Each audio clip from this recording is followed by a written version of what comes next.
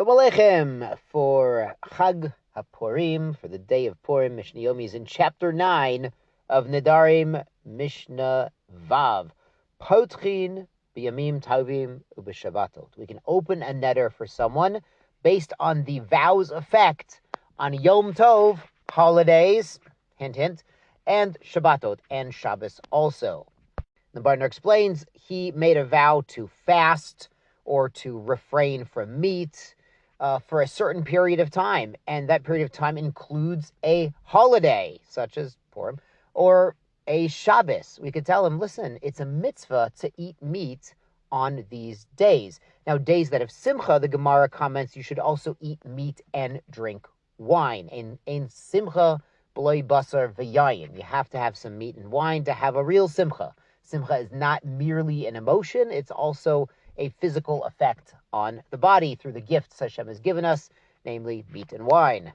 So Baruch Hashem, this is a very appropriate Mishnah for the holiday of Purim, where we use wine not just for simcha, but to elevate our spirituality, to remove barriers between our fellow men and children and women and everybody, to have achdus with Klal Yisrael and give gifts, and Baruch Hashem, it's a wonderful thing.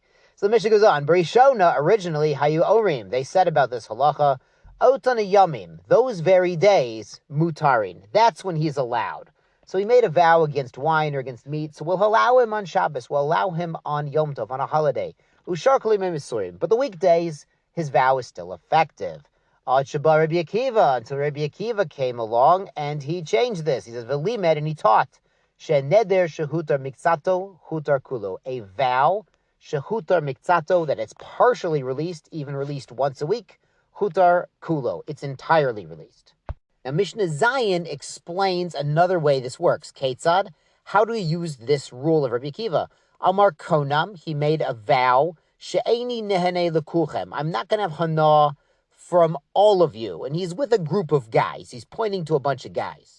Hutar echad mehem, if one of them becomes permitted, they annul the neder with respect to one of them. Hutru chulan, then they're all permitted. He can deal with all of them, give mishalach manos to everybody. She'eni nehane lezei v'lezei. Now, what if his neder said, I'm not going to have hana from you and from you? So he's adding on. The second one adds on to the first. Hutar rishon, if they release the first target of the vow, hutru chulan, they release anyone after that, because it's an additional. But hutar ha'achron, if they released a later person, or the last person in the line, ha'achron mutter, so the last one is allowed, kulan asurin, but the ones before him are still forbidden. Since when they made the neder, they're adding on each additional person to the original. So releasing the last one has no effect on the previous targets of the neder. Hutar emtsoi, if the middle one was released, say there were 3 targets of the vow, and the middle one, the second one was released, heimenu lamata mutter, from him and down is allowed. So the second and the third would be allowed, heimenu lamala asur. But anyone before him, the first guy, would still remain forbidden. Finally, the Mishnah adds, she'eni nehane lezei korban, v'lezei korban. I'm not going to have benefit from this person with the force of a korban, or a similar word, konam, and this one with a korban, a konam, a similar word. So he's having a word of vow, a word of ban, associated with each individual person. So in that case, tzrichin petach l'kol echad ve'echad. He'd have to release the vow with respect to each individual person. So Baruch Hashem, it's Purim today, and if you have any vows, you shouldn't be making vows. If you've been listening to the shir, you should not be making vows.